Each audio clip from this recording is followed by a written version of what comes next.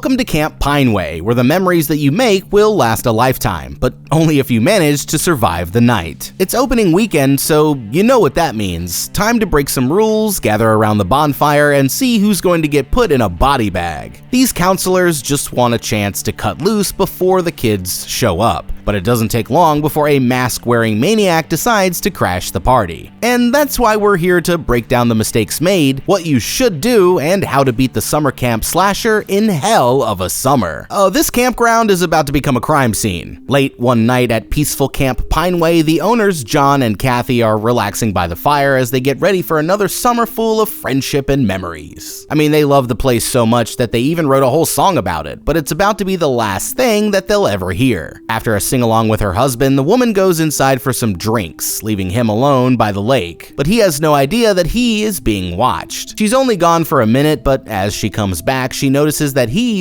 stopped playing. And that's when she makes the most horrifying discovery of her life. Looking at the fire, she finds her husband lying on the ground with the neck of his guitar jammed straight through his mouth. And panicking, her gut reaction is to run for the car, but that right there was her biggest mistake. Sprinting down the driveway, she jumps into the driver's seat and puts the keys into the ignition, but instead of stepping on the gas, the woman suddenly freezes up with a shocked expression on her face. It turns out that the killer already got there first, and before she even knows what hit her, he stabs her straight through the headrest with a machete, making 2 down with 11 more to go. Okay, this guy must really hate campfire songs. Now, since we didn't get to see what happened to the husband, we can't really say if he ever stood a chance, but his wife Kathy here might actually have survived if she didn't make that one critical mistake. Her decision to immediately run for her life was a completely realistic and smart choice. I mean, as soon as her brain realized that she was in a life or death situation, it activated her fight or flight response, causing her sympathetic nervous system to produce a massive surge of adrenaline. Okay, you following me here? This put her into a state of, call it tunnel vision, causing her to lose any situational awareness and start acting purely out of primal reflex. But this time her instincts betrayed her. Kathy's reflexes told her to run for the car because subconsciously, the brain will always look for the fastest route to perceived safety. This is called target fixation, and under stress, people tend to blindly focus on the most familiar solution, but the problem is that it causes them to completely ignore any other options. Now, to be fair, acting strategically is almost impossible under these conditions, but if she'd been able to think logically here, then she might have stood a much better chance. The key would be to use the same techniques as military and first responders, pausing to ground herself with a few seconds of controlled breathing, and then taking a moment to carefully observe her surroundings. Although her husband was dead, there was no immediate threat, and since the killer wasn't standing right on top of her, this gave her time to choose what she did next. Running to the car is still the best option, but not if you forgot to lock it. You know, we learned from Annie's death in the original Halloween that you always have to check the back seat and look for fog on the windshield whenever you've left your car unattended in a killer on the loose type scenario. If Kathy had somehow noticed that the killer was already waiting for her, then she could have doubled back into the lodge instead, where she could barricade the door, grab a weapon, and use the phone to call for help. But if we're being perfectly honest, then she would have had to be either incredibly smart or incredibly lucky for that to happen, and realistically, I think 99% of us would have ended up with a machete through the back of the head. Okay, you ever get that creepy feeling like you're being watched even when you're alone out here in the woods? Well, it's not just the rustling leaves, friends. I did a little digging the other day, and what I found lurking out there was like stumbling into the summer camp slasher's lair. But what did I find, you ask? I found all my personal data just out there. Like, what the hell, bruh? But no worries, that's why I trust today's sponsor, Aura. Seriously, I've recommended Aura to my own family because they handle all the scary work. They automatically find your information on these data broker sites and make it vanish. And then they keep watch to make sure that it doesn't reappear.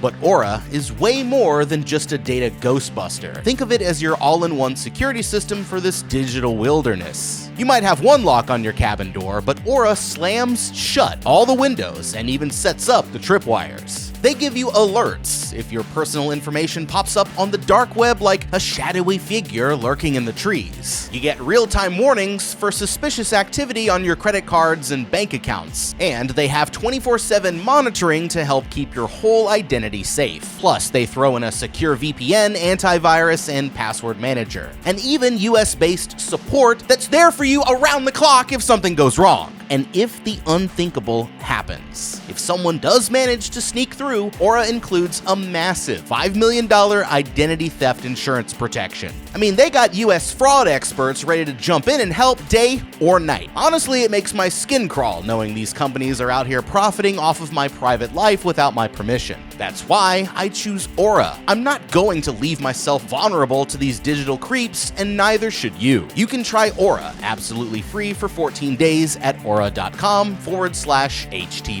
In those 2 weeks, you'll get to see exactly where your data is being exposed and being sold. Trust me on this one. Don't wait until it's too late, because you never know who's lurking out there. The next day, this veteran camper Jason here is headed to Pineway for yet another summer as a counselor, even though his hating-ass mom says that it's a waste of time. She thinks that it's time for him to finally grow up and get a real job, but he's convinced that the owners are setting him up to take over the camp, and that means that he'll never get a chance to leave. Then there's Bobby and Chris here, two best friends and first-time counselors who are a lot more interested in getting girls than setting up activities for the kids. They're running a few minutes behind everyone else, so Jason has already been buzzing around the campground, annoying all of his fellow counselors by the time that they arrive. The only one who's even remotely happy to see him is his friend Claire, and he gets there just in time to help her open the cabin door, knowing exactly how to do it from his decades of experience. Even she thinks it's questionable that he came back for another year, but he quickly changes the subject and learns that she's just been through a bad breakup. Awkward as ever, he tries giving her some support, but just ends up making it even more weird, and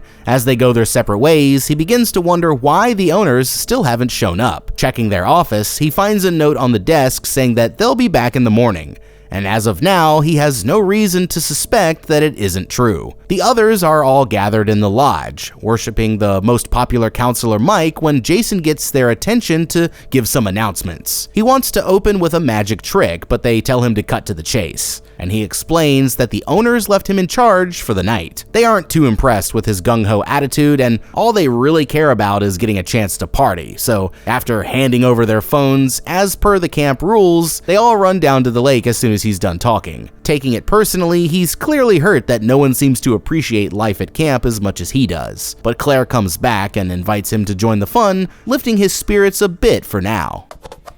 Okay, I hate to crush Jason's dreams anymore, but I've got some bad news. Camp regulations require an adult to be on site at all times whenever campers or counselors are present, so realistically, the owners would never skip the first night, because not only would that be irresponsible, but it could also get them into some serious legal trouble. Now, the reason why he's failing to see the threat here is because he's falling victim to the confirmation bias, which is the natural human tendency to interpret information in a way that confirms what we already believe, while ignoring anything that it contradicts. And the only way out would be to deliberately shift his thinking to a disconfirming mindset. You know, in real life, criminal investigators are trained to search for information that contradicts their previous assumptions, a strategy called active disconfirmation. You see, in this case, he should have recognized that the note left him no clear instructions and no emergency contact information, which is incredibly strange and also irresponsible, even if they were training him to take over. As soon as he found that note, I would have brought it to another trustworthy camper like Claire and asked her for her opinion, and once they realized that it was suspicious, there would be an easy way to confirm if it was real. What they would need to do is search the office for other handwritten documents and then compare the style of handwriting for any differences. In criminal investigations, this is called forensic handwriting examination. Traits like letter formation, the angle that the writing tilts, the spacing between letters and words, and pen pressure are all completely different from person to person, right? And also incredibly hard to mask. For example, take a closer look at talent night on the calendar. And then the word emergency in the note, the G's are written completely differently, with the ones on the note being a lot more fancy, for a lack of a better term. If Jason had caught on to this sooner, then he could have compared the note to other handwriting samples in the office, confirming that it wasn't the owners who wrote it, and giving them a chance to contact help or get the hell out of there before things get any worse. After spending some time down by the lake, Jason finds Claire shooting arrows at the archery range and offers to help her out with a few tips. He's actually really good at it after so many years of practice, saying how he's been Pineway champion runner-up 4 years in a row. That's when he asks if she thinks it's strange that the owners aren't there yet, but he isn't asking because he's worried about their safety. He thinks that it's a test to see if he's ready to take over the camp. Looking over, she notices Mike and his girlfriend Demi having a cute couples moment and tries to ask Jason here for some help with her aim, but he's still too awkward to take the hint, although she ends up hitting the target thanks to his advice. Meanwhile, Bobby here is still trying anything that he can do to get some attention from the ladies, but this girl Shannon calls him out for washing a car that's not even his. She only came over to talk to him because she's interested in his best friend Chris. And frustrated that his tactics aren't working, he storms off to the cabins to hide in shame. It isn't long before Jason finds the kid sitting alone and tries to cheer him up, reassuring him that he'll have plenty of other chances over the summer. Appreciating it, Bobby goes to shake his hand as if it's the first time that they've ever met, even though they've actually spent every summer together for the last 8 years. For dinner, he grills everyone some burgers, making a special tofu burger for the vegan girl Miley. Seeing it as his chance to impress her, Bobby here grabs one for himself and tries to act like he's a vegan too, although he has some trouble keeping his story straight. At the picnic tables, film nerd Ari flips out when Claire starts eating a granola bar on the other side of the patio, terrified that it's going to trigger his mild nut allergy. She doesn't see the big deal, especially because it doesn't even have any nuts, but he takes it personally and storms off to his cabin. As for Bobby, his attempted riz falls short once again when he mentions his star sign, scaring the girl away when he says that he's a Scorpio, and he flings his performative tofu burger into the woods in a pathetic outburst of teenage frustration. Later that night, Jason goes down to grab some firewood while everyone else splits up to their individual cabins. The popular girl Demi here is busy doing her hair when someone hears someone approaching the door, and thinking that it's her boyfriend Mike, she doesn't even look away from the mirror. But before she's seen the threat coming, someone bashes in her skull several times with a heavy object, splattering her blood all over the wall and making 3 down with 10 more to go. Okay, this girl's get ready with me just took a seriously dark turn. Just like the owners, Demi here never even got a chance to fight back, but if she'd reacted more quickly, there was actually plenty that she could have done. When the killer entered the cabin, she just assumed that it was Mike without even turning around, and as dumb as this might have actually been, it's actually a perfectly normal reaction when you aren't expecting any danger. You know, she's falling victim to the normalcy bias here, a lot like how Jason didn't see any problem with the note. In a familiar, comfortable environment, you're much more likely to underestimate the chances of danger even when the warning signs are starting to show up. And because she was already expecting Mike to return, her brain naturally filled in the blanks when she heard the approaching footsteps. Although it would have been hard to notice, one thing that could have tipped her off was the subtle difference in the person's walk pattern. I mean, if it were Mike, then you'd expect him to come walking in at a normal pace, but this person seems like they were creeping up. Thanks to specialized areas of our brain, humans naturally pick up on unfamiliar gait rhythms, and if Demi had noticed this sooner, then it might have given her time to react. Now, even though she wasn't expecting a fight, she actually had a pretty decent weapon at her disposal, her camera. If Demi had seen her attacker coming, she could have quickly raised the camera and set off the flash directly into his eyes. The typical consumer camera flash can reach anywhere up to 100,000 lumens in a very short burst, meaning that in an instant, the flash is more than 125 times brighter than an average light bulb. As the flash hit the killer's eyes, it would suddenly overload his retina with photons, bleaching his photoreceptor cells with the sudden blast of light and inducing a state of temporary flash blindness. I mean, this would be even more effective against the killer's night-adapted eyes, fully blinding him for as long as 5 seconds and leaving him without full vision visual clarity for 30 seconds or more. That's enough time to do some serious damage, and during that little window of time, she could have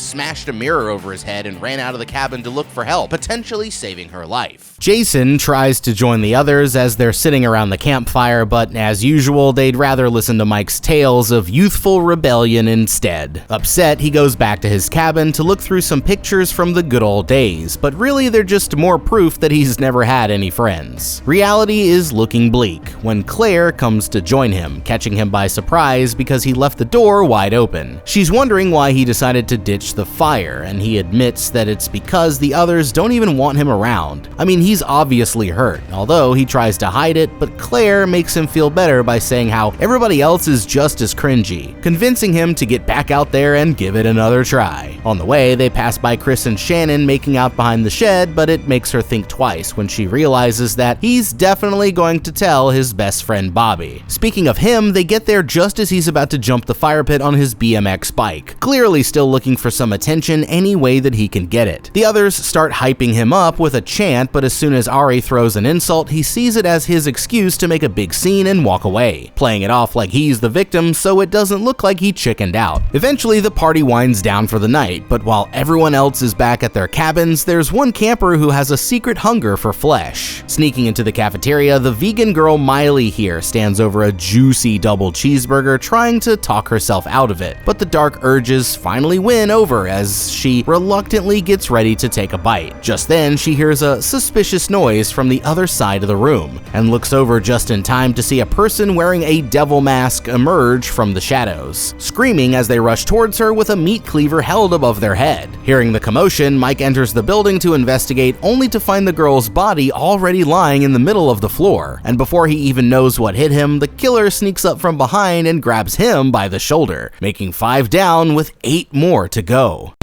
Okay, this girl might be a vegan, but it looks like she just got butchered. Now at first, it might seem like she had no warning again, but this time that's not entirely true, because there was one major red flag that nobody noticed. And that's Demi going missing. I mean, think about it. She was texting the minute that she showed up and started posting on social media as soon as she got there. I mean, this girl is constantly in contact with someone and loves being seen. So it's incredibly out of character for her to skip the bonfire where literally everyone else was besides the social rejects like Jason and Claire. To me, I'd be starting to get suspicious and either ask Mike if he knows what happened to her or send someone to check if she's alright. But even when the danger couldn't have been more clear, Miley's reaction to the threat was absolutely terrible. I mean, from the moment that he showed up until the moment he attacked, 30 full seconds had gone by. And that might not seem like a long time, but in a life or death scenario, it might as well be 100 years. When you perceive a threat, your brain reacts in as little as 12 milliseconds, with a full adrenaline surge and the start of the fight or flight mode happening in well under 1 second. I mean, during that time, your fine motor control drops and gross motor strength and speed are dramatically boosted beyond what you'd normally be capable of. So in a high adrenaline scenario, the average human can sprint at about 15 miles per hour for a few seconds without prep, meaning that if she'd started moving right away, she could have easily reached an exit before the killer had time to close the gap.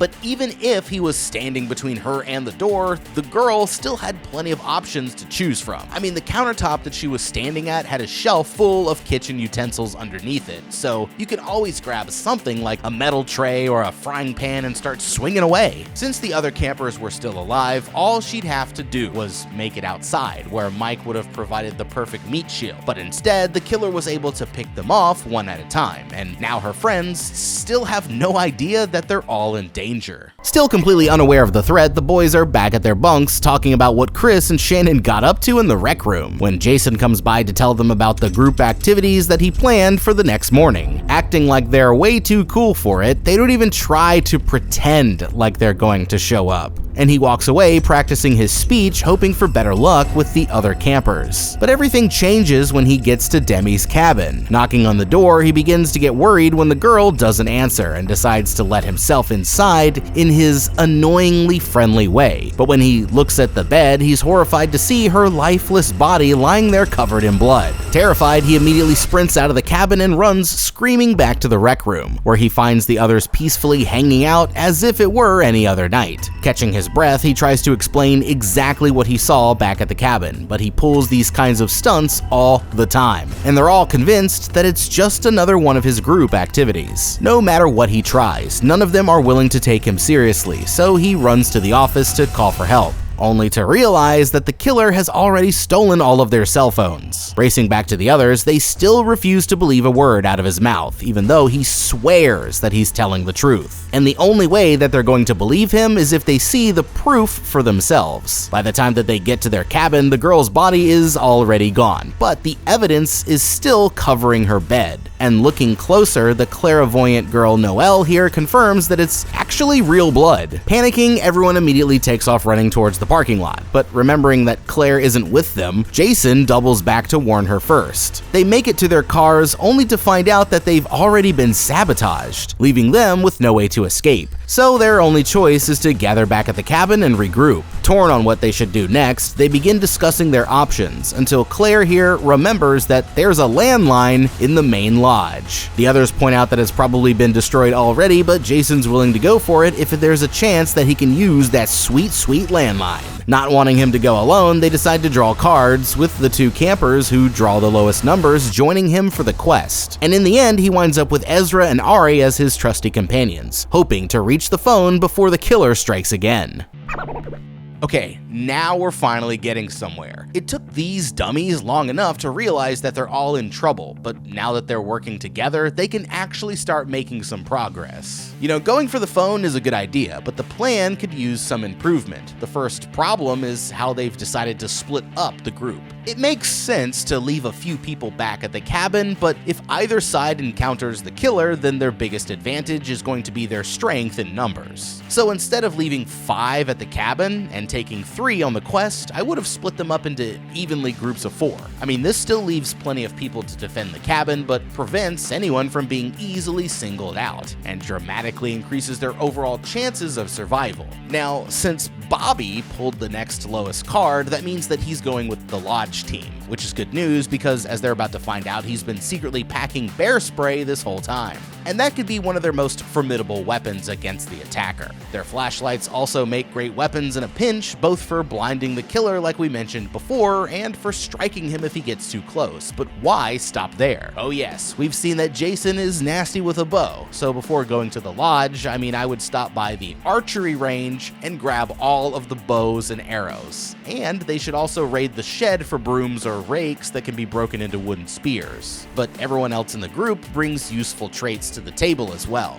Like for example, Ezra here is an actor who happens to be really good at playing dead. So if they see an opportunity for an ambush, they could potentially lure the killer out using his acting skills by making him appear scared and vulnerable, while the rest of the squad was waiting to jump in as soon as he showed up. The trio sets off towards the lodge, nervously calling out for their missing friends, while the others wait back at the cabin. Unzipping his bag, Bobby reveals that he's packing some bear spray, which works great against humans too, but he's so dumb that he actually thinks a bear might be the killer. They make it to the building and discover that Ari was right. The phone line was already cut, leaving them with no way to call for help. Making their way into the kitchen, they quickly notice a blood trail leading to the fridge, and after pulling it open, they're horrified to discover the vegan's severed head sitting there on its shelf. The other two immediately run for it, leaving Jason here dead, but in the confusion, he somehow makes it back to the cabin before anyone else. Freaking out, he explains the situation exactly how it happened, saying how he thought that Ari and Ezra would make it back first. Holding out hope, they all gather around the window, but as the minutes drag on, there's still no sign of either of their friends. After a while, Noelle here suggests that they should try using her Ouija board to contact the other side for some help. And without any better ideas, they all decide to give it a try. Leading the seance, she calls out to Ezra's spirit first, who replies that he's been killed, but when they look for the killer's identity, he slowly spells out I-D-E-K. Just then, Demi's spirit contacts the circle, and she's just about to reveal the killer's name when Ezra comes charging through the door, scaring Bobby so badly that he blasts him right in the eyes. That leaves only one member of the group still unaccounted for, and unfortunately for Ari here, it looks like he's up next on the chopping block. But this freak has something even worse in store. They set the knife down next to a fresh jar of creamy peanut butter, dipping the blade into the poison as Ari begs for his life, but it is already too late, and that makes 6 down with 7 more to go.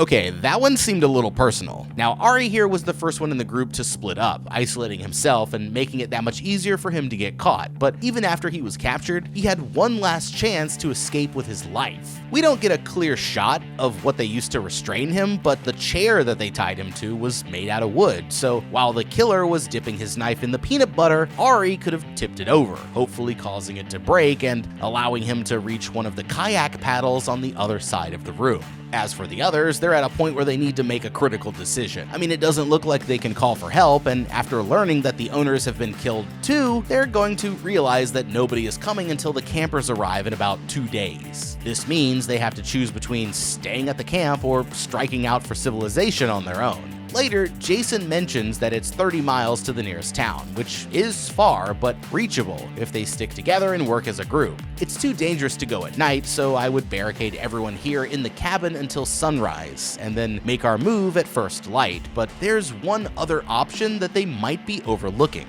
The killer may have sabotaged their cars, but they most likely forgot all about Bobby's bike. At a steady pace of about 10 miles per hour, he could reach help in just about 3 hours. So if they play into his need for attention by making him feel like the hero, they could easily convince him to take his bear spray, grab his bike, and hit the road, which would get them some help much faster, if he survives, that is. At the cabin, they grab Ezra a pair of sunglasses to cover up his swollen eyes, and he explains the story of how he managed to get away. After finding Miley's head in the kitchen, he ran to hide under the stage, and that's when he realized the killer's true identity. The masked attacker is none other than Jason himself, throwing the poor guy under the bus just because he's old and a little weird. The others immediately jump to the same conclusion, arguing that all of the evidence points to it being him. He insults poor Noelle here for her creepy vibes, making himself look even worse. But he quickly apologizes and says that he overacted. Still, they're all convinced that he must be the bad guy, and tying him to the bunks, Shannon says that he can start talking the easy way or the hard way, threatening to slap the answers out of him if he doesn't confess soon. They decide to go and look for their phones as a group, leaving Bobby here behind to stand guard over the prisoner. But as soon as they're gone, he starts treating it like a therapy session, saying how he's personally insulted that Jason didn't pick him as one of the first targets. He doesn't even notice Claire clobbering him over the back of the head as she knocks him out cold. She's the only one who actually believes that Jason is innocent, and after untying him, the two of them flee into the forest just as the others come back to continue their interrogation. Realizing that there's no way to catch them, the others decide to let them go as they disappear into the woods, gathering back at the rec room where they start discussing how Claire is most likely already dead. On the contrary, Jason here is already saying that they need to go back for everyone else, and she's the only one stopping him from doing it, worried that the others will just turn on him again. Arguing about what they should do next, Bobby wants to keep hiding and wait for the owners to come back, but Shannon points out that they might never show up, and agreeing with her, the others decide that they need to go look for their phones again. Back in the woods, they come across a trail that Claire recognizes as the way to Makeout Point, deciding to stop there for a minute and take a break. Jason tries his best to act like he's been there before, even though it's painfully obvious that he's full of shit. But that's when something off in the distance catches the girl's attention. Making her way back to the lodge, Noelle here decides to check inside the arts and crafts room for their phones, never suspecting that she's not alone. All of a sudden, the killer slowly creeps up and stabs her in the back. But as he picks up a pet rock to finish the job, another perpetrator in a devil mask pops out from around the corner, revealing that there were actually 2 of them the whole time. This makes 7 down with 6 more to go.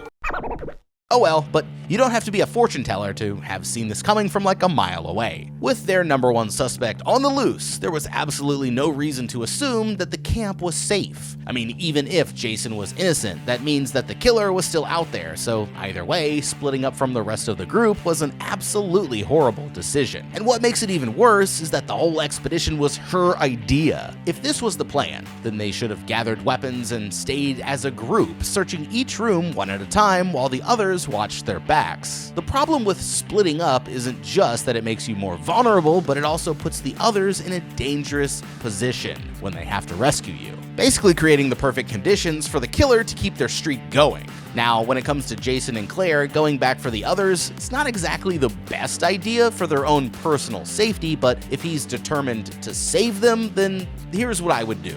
Now that Noel was killed while he was with Claire, this gives Jason a legitimate alibi, proving that the killer can't be him. Instead of splitting up, he and Claire need to stick together, sneak back to the camp, and then observe the situation from a distance before going in. When they see the others, they can carefully approach them in the most non-threatening way possible, while having Claire explain why he's innocent. The only thing that's gonna keep them alive is if they work together. So now that their numbers are starting to drop, I'd gather everyone in the rec room, grab some weapons, fortify the doors and windows, and wait there until the morning. At makeout point, they end up finding the owners' bodies. And for Jason, this is the last straw. Claire still wants to run, but he insists that it's his job as camp leader to make sure that everyone is safe. And giving her a bracelet to remember him by, he tells the girl to go for help while he turns back towards the campground, determined to protect the others no matter what it takes. Back at Pineway, Chris walks into a room thinking that he hears Noel, where, to his absolute shock, he finds Mike and Demi making out as if there's nothing wrong. Thinking that they've been caught, Mike slowly starts reaching for a knife on the counter,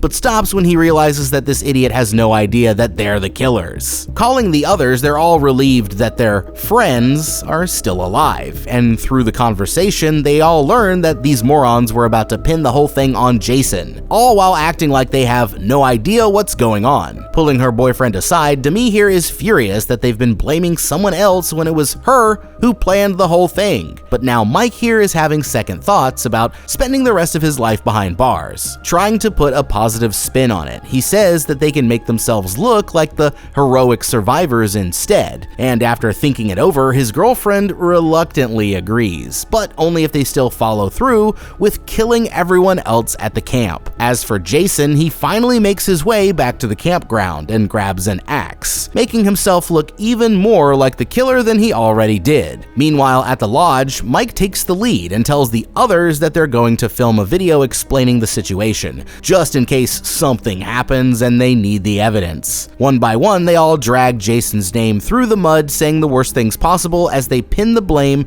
directly on him. After recording the footage, they send Bobby and Chris out for the first shift on watch, but Jason here makes it to the lodge without being noticed and starts trying to sneak in through an open window. As he does, he's surprised to see Mike putting on his costume, causing him to trip over the curtains and crash to the floor, and the other guy quickly knocks him out without a moment's hesitation. Passing the time, Ezra here gets up on stage and starts giving a monologue from his gritty reimagining of Pinocchio, when suddenly Shannon spots the killer coming towards him from behind the curtain. Oh, she tries to warn him, but he gets confused when she doesn't give him the appropriate stage directions. And before he's even moved an inch, Mike comes up from behind and breaks his ankle with one kick, before burying the axe straight into the top of his skull. That makes 8 down with 5 more to go. Okay, just when it seemed like they couldn't screw this up anymore, these 4 literally caught the killers red-handed and let them back in the squad? Honestly, with survival skills like this, I'm surprised that any of you are still alive, but it looks like that won't be this way for much longer, and that's why every single one of you in this situation just f***ed up. Ezra here might have been the first one to throw Jason under the bus, but the rest of you all believed him without even a single shred of evidence, and that's just embarrassing. I mean, just think about it for just a second, right? If he was really the killer, then why would he have tried to warn everyone else? Wouldn't he want to keep the element of surprise for as long as possible? I mean, that just doesn't make sense. But meanwhile, you let Demi and Mike here back in the group without even asking them a single question. And yet they were giving off more warning signs than you could possibly imagine. Like, first of all, where the hell have they been this whole time? People have been running around the campground screaming bloody murder for hours. And what, they just didn't notice? Yeah, f***ing right. I mean, if that's not a red flag, then their lack of reaction to finding out that 3 of their friends were dead was the biggest giveaway of all. I mean, any normal person would have absolutely freaked out, but these 2 seemed like they weren't even surprised, and that should have told you everything that you needed to know. The worst part is that you were right about one thing. The killer is still out there. You just didn't realize that you were looking at them straight in the face, and that's why all of you just f***ed up. Hearing their screams, the boys realize that their friends are in trouble, but while Bobby wants to get the hell out of there, Chris insists on going back inside to save his crush. Sneaking back to the lodge, he finds Ezra's body lying on the floor, but he's quickly followed inside by one of the killers, forcing him to take cover in a storage area backstage. At the same time, Shannon here finds Bobby hiding behind a tree, saying how she thought that Chris would be him. Tying Jason to a chair, Demi here gets his fingerprints on all of the weapons, doing everything that she can to make it look like he was the killer. When he eventually wakes up, she uncovers his mouth so that he can tell her where to find Claire, only for him to start screaming for help at the top of his lungs. Back outside, Shannon and Bobby spot the killer through the door, and hesitating, he finally pulls it open and hits them with a nervous, "What's up?" distracting them as Shannon quietly slips inside. Looking backstage, she finds Chris hiding in a tower like a damsel in distress, and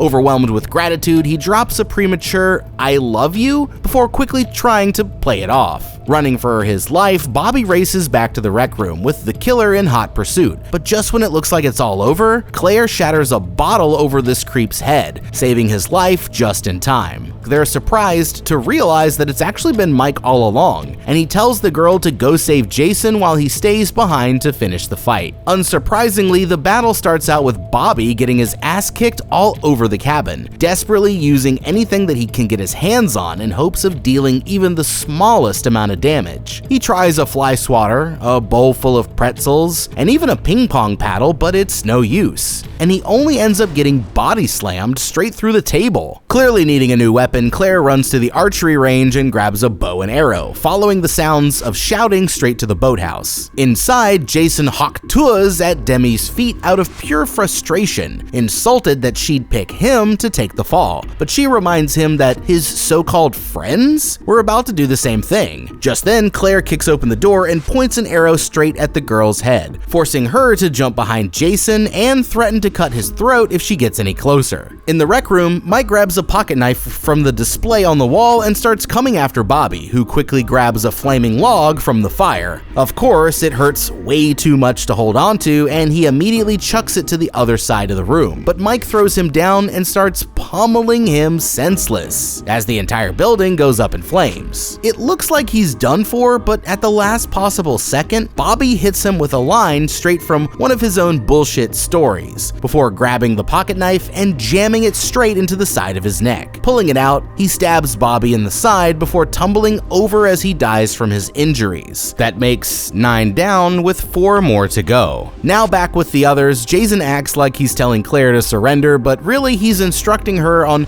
how exactly to line up her shot, and releasing the string, she fires the arrow straight through Demi's eye just as he dives out of the way, dropping her with a single well-placed hit. Somehow she's still alive, but as she reaches for her knife, Claire stomps down on the arrow and puts an end to her for good. That makes 10 down with 3 campers alive, but they still have to save Bobby. Jason charges straight into the building like the true goat that he is and takes the injured camper in his arms, rescuing him from the jaws of death with only seconds to spare. Looking him over, he says that his injury should be no big deal, and the kid thanks him for saving his life, apologizing for not seeing that he was the real hero all along. As the sun rises over the lake, he thanks Claire for coming back for him, and the two of them finally share their first kiss. They may not have had the summer that they wanted, but in the end, it looks like everyone's found something better. True love. Except for Bobby, that is. But hey, at least he's still alive. Kids, campgrounds, and killers. Whew, it's a deadly combination right there. But I have to say, they pulled it off in the end. Big shout out to the gang. I feel like everybody brought their A game to this movie. A1. But you guys have to let me know down in the comments if you would have done anything differently. Thank you so much for watching. Leave a like and subscribe, and check out that How to Be playlist for more videos just like this one. I'm the guy. We'll see you in the next video, and have a damn good day.